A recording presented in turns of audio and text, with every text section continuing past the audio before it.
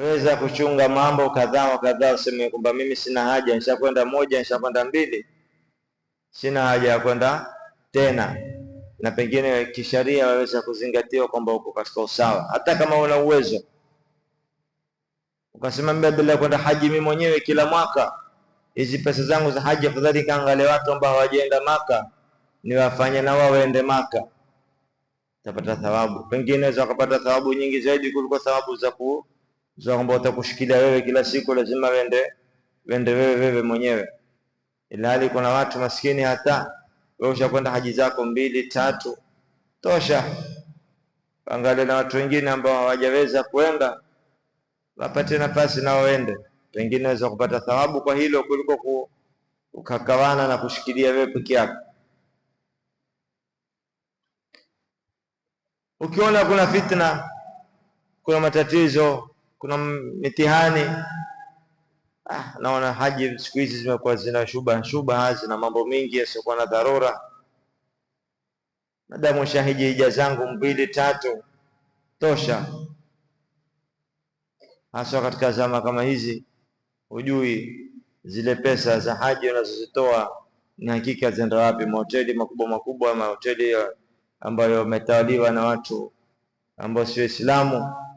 Ukaona pengine mimi hili ninalolifanya wafaidisha wale mchi ya Kiislamu ambao wanakwenda kuhiji, lakini pengine kuna na watu wengine ambao sio Waislamu pia wafaidika na haji yako, wapata pesa zako zio ukwenda haji, lakini kuna na watu wengine pia huko wafaidika ambao sio Waislamu, pengine ambao ni maadui zetu kwa ile haji yako wewe, na wao wakafaidika. Hatujasema watu wasiende kuhiji, lakini ni mtu aweza ukafikiria kama una dharura sana ya kwenda kuhiji, basi sawa, kwenda kuhiji, kama vile ikiwa ni wajibu kwako.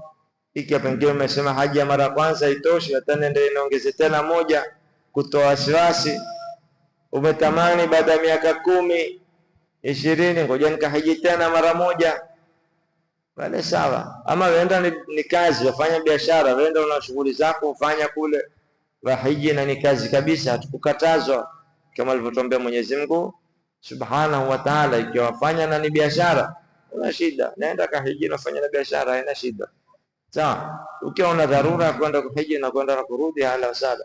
Lakini ukiwa na mimi, badala mimi peke yangu nitoe hizo pesa kila siku kwa ajili ya haji yangu mimi mwenyewe, afadhali wape watu wengine, basi pengine Mwenyezi Mungu aweza kutia kabuli zaidi katika jambo lile kuliko kushikilia wewe mwenyewe peke yako.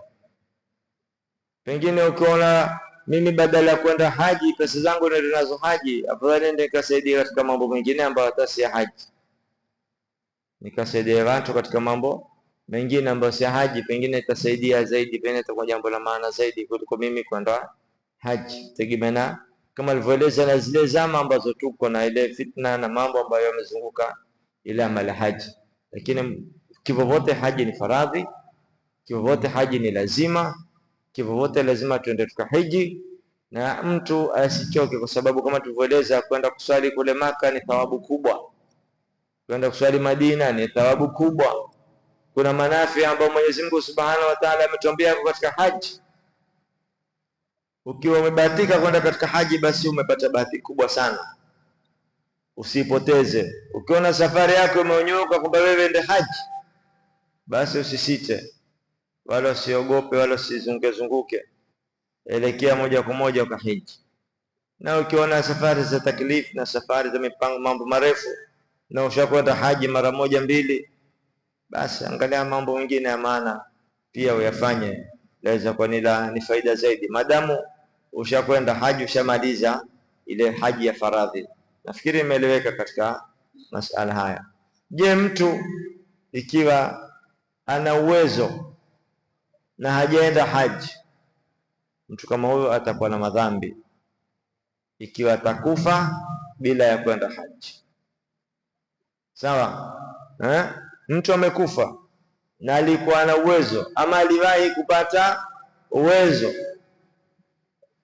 alifanya biashara wakati fulani, mambo yake yakawa mazuri kweli kweli, kisha baada ya miaka 2, 3 yakaharibika. Yeye alivyokuwa kwa kufanya biashara siku za haji zile zikifika, sema ngoja nitakwenda mwakani, na hali uwezo anao. Akifa mtu kama huyu atakufa katika hali ya maasi, amemwasi Mwenyezi Mungu Subhanahu wa Ta'ala. Kama wewe umeamka time ya kusali alfajiri, lakini usiende kusali alfajiri mpaka wakati ukatoka, tumefahamiana utakuwa wakati wako kuhiji ni umri wako mzima. Hija wakati wake ni wa umri wako mzima, tofauti na swala ingia kwa wakati maalum katika saa, lakini hija yaingia katika umri wako. Sasa katika umri wako kwa kuna wakati una nafasi, una afya, una uwezo, watu wamekupa ruksa kwenda, hakuna vikwazo vya serikali, hakuna matatizo yote. Wewe ukasema ngoja mwakani, ukishtuka biashara zimecollapse, umefilisika, uwezi tena, ama afya imezorota, sawa, umekuwa huna tena namna ya kufanya haji kwa afya yako, ama corona Mungu asijalie zimerudi, umekuwa huna tena kuhijiwa. Makosa si ya Mwenyezi Mungu. Mwenyezi Mungu ashakufanyia, alishakupa sababu, lakini wewe kuzitumia sababu za Mwenyezi Mungu utapata madhambi. Nafikiri tumefahamiana. Haifai mtu kuwa na uwezo akasema mimi sitohiji, makosa. Ikiwa hana uwezo,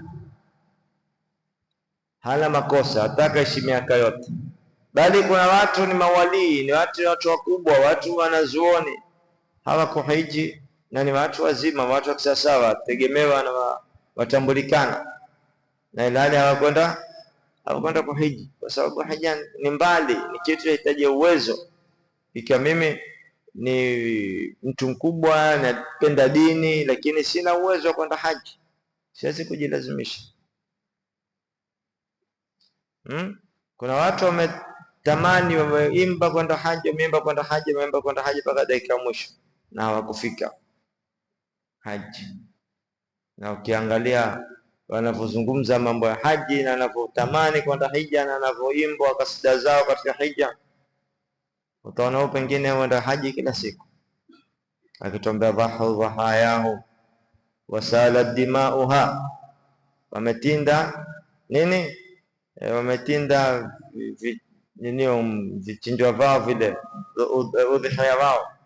Wa ana min ajlihim nahartu fuadi, mimi nimetinda moyo wangu. Yani watu wako kule wachinja la nyama, mimi najimaliza mwenyewe kwa huzuni na shauku na kutamani kwenda Maka. Labisu thiyaba albidhi sharati ridha, amevaa nguo nyeupe kule, alama ya kuridhika na kuridhiwa na Mwenyezi Mungu Subhanahu wa Ta'ala. Ana min ajlihim labistu sawadi, na mimi niko huko nimevaa nguo nyeusi ya huzuni, nguo nyeusi ya majonzi. Na mtu alia, aomba, lakini hakuwahi kufika. Mwisho funga na safari pia, lakini hakuwahi kufika. Hatutasema kwamba Mwenyezi Mungu hataki kwa hija. Kuna wengine kwamba hija mpaka uitwe, lakini si lazima uitwe peke yake ndio utakuwa wewe ndio mtu mwema. Tumefahamiana? Waweza kwa wengine hawajaitwa kule, lakini wana makubwa zaidi ya kufanya huko kwingine. Huko si huja kwamba wewe unakwenda hija mara kwanza, mara 10, mara 20, ukawewe jiona ndio shakuwa umeshinda watu wote. Kuna wengine hajiandaa hata mara moja, lakini Mwenyezi Mungu awaona haji kila siku watu kama hao. Tumeelewana? Sawa. Kwa hiyo ikiwa hukujaliwa, uwezo wako kutoshi, ulazimishwi kuomba wala kukopa, hata kama wajua mimi nitapata, sio lazima. Sawa? Umeona mambo yako yamekwenda vizuri, biashara zako ziko vizuri, lakini sijaweza kukusanya pesa zote zitekanazo. Bwana, mimi nimefanya biashara nzuri sana, nataraji hapa faida yangu sikupata milioni 2-3, hiyo ni faida net, nitakwenda haji mimi nitakavyo, lakini sijapata, hazijaingia, sijakusanya pesa zote zikawa tayari. lakini nina imani mimi mpaka fungo 5 mpaka fungo 6 nitakuwa nishakusanya pesa zangu zote. Ukitaka utakwenda kukopesha, na ukitaka uweza kukopesha. Tumeelewana? Ukitaka uweza kukopesha na ukawa huna makosa yoyote. Hatujaambiwa tukahiji kwa madeni. Sawa? Wewe tajiri, uko sawa, pesa full,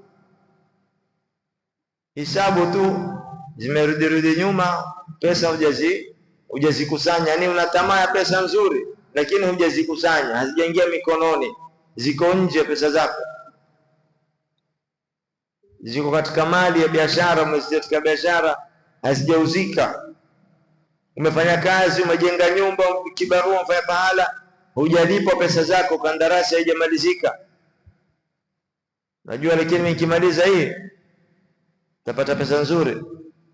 Waweza kwenda kwa mwenzako kwamba bwana, mimi na contract ya nguvu ile imeingia, ama na tender ya nguvu imeingia, na pesa zikiingia hizo, naweza kwenda haji mimi na familia yangu yote, lakini limeingia rohoni, mimi lazima nikahiji mwaka huu, nikopesha mimi pesa, ende nikahiji, nikirudi nitakupatia, pesa zangu zikitoka nitakupatia mwenyewe. Utokea mambo namna hiyo, yaruhusiwa, ni sawa, na Mwenyezi Mungu atakutakabalia, ataona kwamba wewe umetaka ile jambo sawa, lakini hukulazimishwa. Ule jamaa alikuwa na maninio bwana, ana ahadi ya mamilioni ya senti, na ahadi ya mamilioni ya senti, lakini ahadi haziko mkononi mwake, hazihesabiwi. Pesa hizo hazihesabiwi mpaka zikiingia mkononi. Ushajua kwamba mimi nishapata tikiti, nishapata visa, sijui nishapata malazi huko, nishapata kila kitu zile zinazohitajika kwa